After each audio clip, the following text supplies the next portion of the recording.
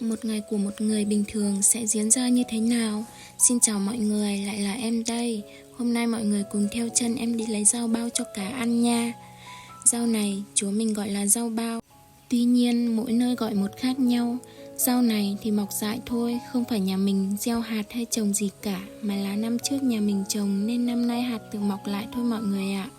Không phải nói thì ai cũng biết, rau này còn non sẽ rất ngon, nhưng khi già rồi thì chúng mình chỉ lấy cho cá hoặc lợn ăn thôi. Nếu muốn ăn ngon thì lúc cây cao chúng mình sẽ bẻ để cây mọc mầm ăn sẽ ngon hơn. Năm nay thì nhà mình cũng không trồng được nhiều rau bao. Chồng mình đào cái ao nho nhỏ thôi, thả mấy con cá chấm từ mấy năm rồi mà vẫn chưa lớn. Hôm nay mình lấy từng này, không biết chúng nó có ăn hết được không nữa.